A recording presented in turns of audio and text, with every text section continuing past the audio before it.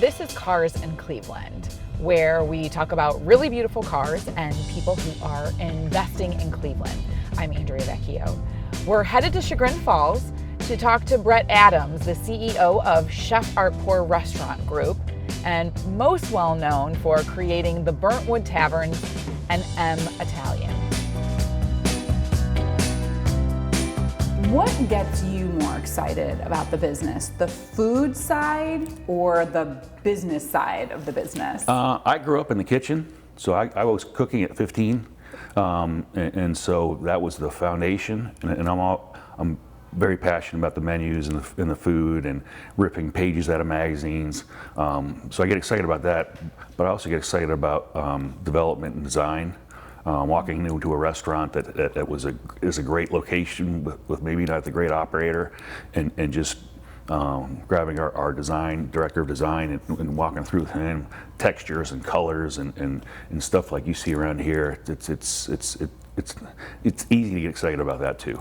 If anybody were to Google your name, I mean, it's definitely written the record and the history of how this all came to be, that you were a part of the Bravo Brio group. You got out of it, you were going for a run, you took like a right turn or a left turn, you saw a billboard that said like this restaurant's for sale, and there you were, found yourself back in the restaurant business again. Mm-hmm. When you decided to take that leap and start your own company, are you thinking about the macro and growing, or are you like, you know what, I just want to have one restaurant and make sure it's running like a well-oiled machine and I'm good with that? Our goal was to have one restaurant, get involved in the community and the churches, and just be passionate about Chagrin Falls, because that's it's our backyard. So to say 10 years ago next month that we would have 15 to 20 restaurants, I would have laughed at that situation. But I'd wake up in the morning and go mop the floors and then be the hostess and then be the manager, and it was awesome, because it was, if I didn't know your name when you walked in, I knew it before you left.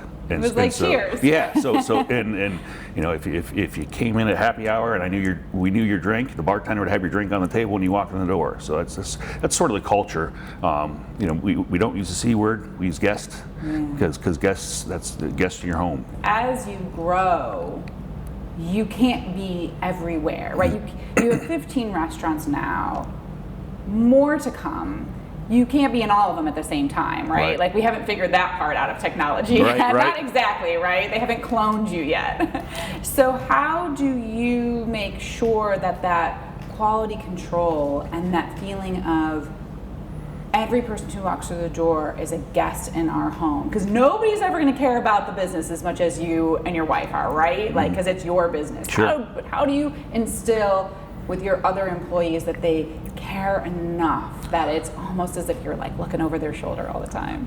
It's a challenge, but I think again, we've been fortunate enough to surround ourselves with a handful of guys and gals that are just passionate about it, and they share that passion.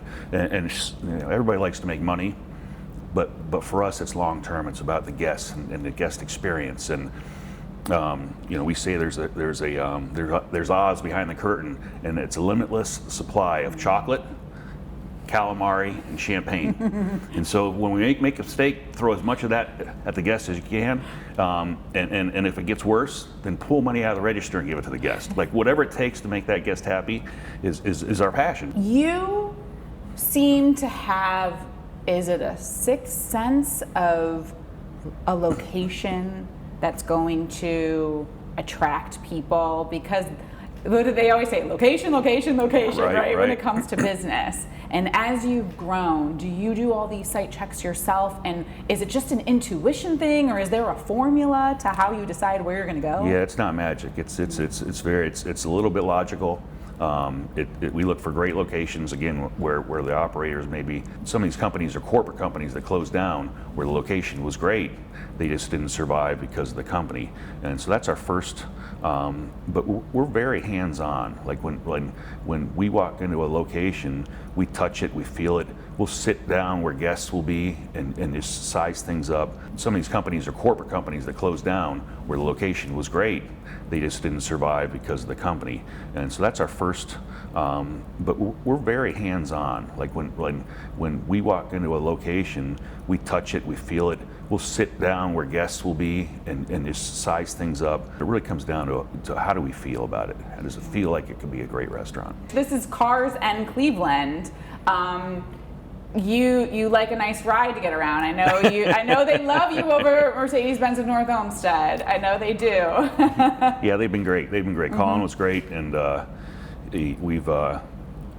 My wife had a Mercedes for a couple years that she leased, and she turned it in, and they helped us build a G-Wagon for her, and it's a great experience. Great experience. Yeah, I know. I think because again, it's about the guest experience. So do you feel like, knowing what your model is as a business, you like working with other businesses that kind of mirror or mimic a similar model to what you have?